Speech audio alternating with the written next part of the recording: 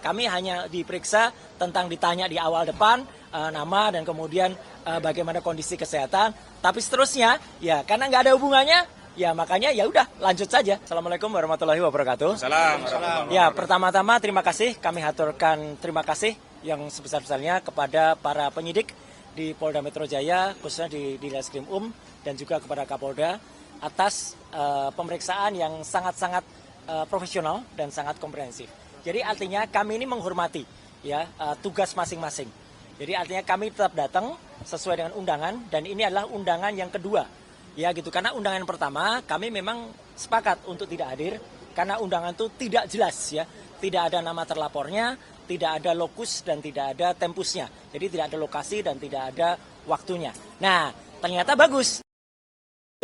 Kemudian dengan kami minta untuk ada terlapornya, maka ketika tadi sudah ada nama terlapornya, nah itu ada hak di dalam Undang-Undang Dasar 1945 khususnya pasal 28, hak asasi manusia. Kalau kita sudah menjadi terlapor, maka kita berhak untuk tidak memberikan keterangan, ya karena itu hak dari kita. Buat apa kita memberikan keterangan kalau ternyata keterangan itu malah nanti akan digunakan untuk menjerat kita dan teman-teman semuanya. Yang kedua benar sekali, apa kata tadi Bang Kosinudin ya, bahwa mereka itu yang lapor-lapor ini, yang lapor-lapor ini aneh gitu.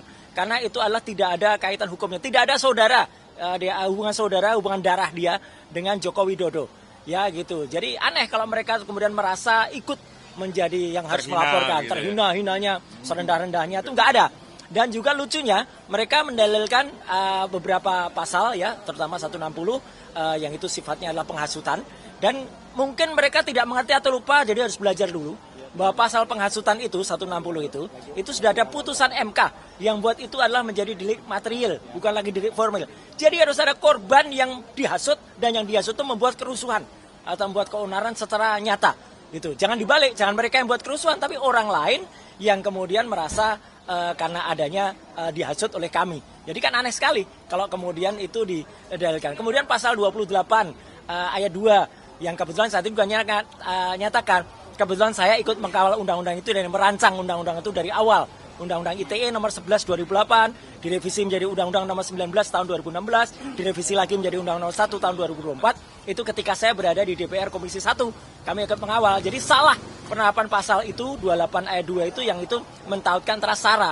Mana akibat SARA? Suku, agama, ras dan antar golongan yang kami buat. Kemudian tentang kebohongan yang kemudian menimbulkan keonaran di ayat 3-nya. Juga nggak ada juga. Jadi karena itu tidak ada semua, maka kami tadi sepakat ya, kami hanya diperiksa tentang ditanya di awal depan nama dan kemudian bagaimana kondisi kesehatan. Tapi seterusnya ya karena nggak ada hubungannya, ya makanya ya udah lanjut saja. Jadi makanya dengan cepat, meskipun saya nggak tahu masing-masing mungkin agak berbeda. Saya ada 85 pertanyaan dengan 55 halaman, maka bisa diselesaikan dengan sangat cepat ya gitu. Jadi jangan kecewa ya untuk para pelapor yang sudah berharap itu akan, karena itu pun nanti akan menjadi catatan bagi kepolisian kenapa mereka memproses sesuatu yang tidak jelas ya, karena tidak jelas. Dan yang paling penting kami tadi juga menyampaikan surat dari tim kuasa hukum kami bahwa ini tidak ada legal standingnya.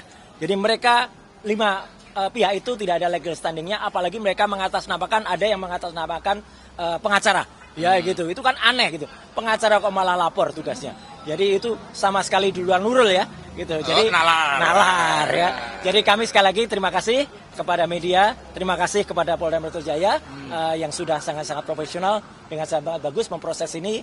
Dan moga-moga ya kami juga berdoa, moga-moga kemarin saya sedikit melakukan analisis terhadap, karena ada banyak teman-teman mana yang tanya, benarkah ada foto seseorang video seseorang yang main-main ATV itu ya itu ada di pantai di Tabanan ya gitu. Videonya benar, lokusnya benar, tapi tempusnya, peristiwanya kapan?